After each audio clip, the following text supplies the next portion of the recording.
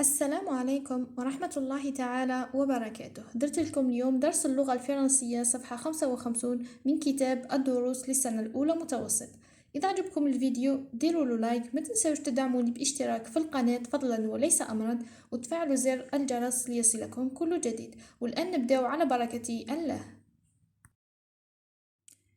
J'observe et j'analyse les images. ألاحظ وأحلل الصور. عنا les noms الأسماء. le cyclisme وركوب الدراجة. le repassage كي الملابس. l'aspirateur المكنسة الكهربائية.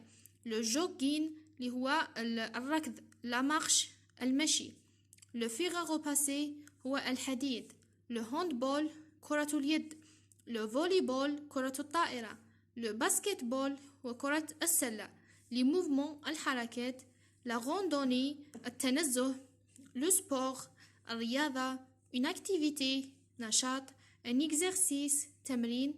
le corps الجسم. la santé الصحة. le jardinage البستنة.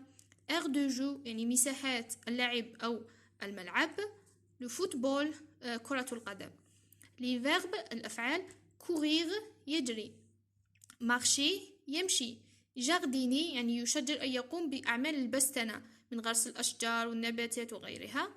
repasser يكوي. faire le ménage يعني يقوم بالأعمال المنزلية. sauter يقفز. respirer يتنفس. se fatiguer يتعب. bouger يتحرك. travailler يعمل. suer يعرق. jouer يلعب. escalader يتسلق. les adjectifs الصفات. sain صحي. bonne جيدة. excellente ممتازة. rapide سريع. physique جسدي. الآن شوفوا les questions. observe la grande photo يعني لاحظ الصورة الكبيرة. هذه هي la grande photo. quel sport les enfants pratiquent-ils يعني ما هي الرياضة التي يمارسها الأطفال. cite les sports qui nécessitent l'utilisation d'un ballon يعني اذكر الرياضات التي تتطلب استخدام الكرة. quelle est la photo qui renvoie à une autre activité sportive nomme-la يعني ما هي الصورة التي تعود على نشاط رياضي آخر سميها. d'autres renvoient aux activités physiques cite-les يعني والبعض الآخر يعود على أنشطة جسدية اذكرها. quel est l'avantage de la pratique du sport يعني ما هي فائدة ممارسة الرياضة. à mon tour de m'exprimer دوري لأعبر en t'aidant des photos et du coffre à mots يعني بمساعدة الصور وبصندوق الكلمات. explique à tes camarades اشرح لأصدقائك pourquoi il est conseillé de pratiquer des activités physiques لماذا ينصح بممارسة أنشطة جسدية. le sais-tu يعني هل تعرف أو هل تعلم. pour avoir une bonne hygiène de vie يعني لكي تكون لديك نظافة جيدة في الحياة.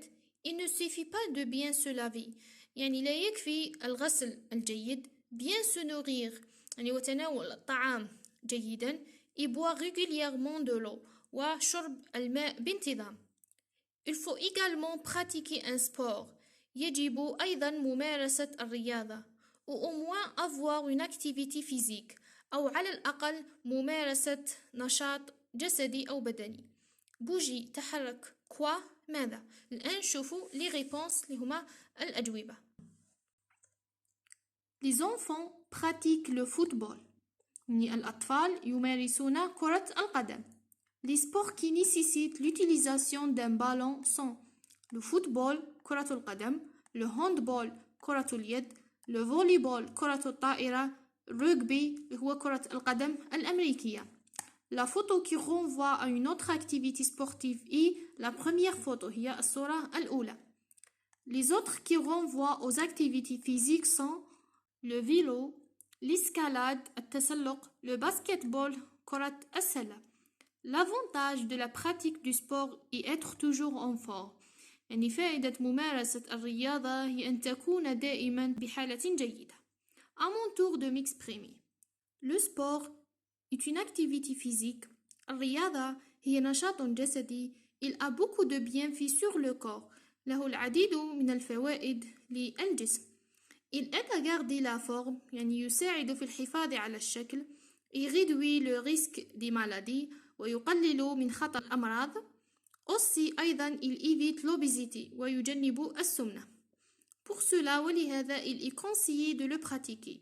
ينصح بممارسته. وإلى الملتقى إن شاء الله في فيديو جديد ومع السلامة.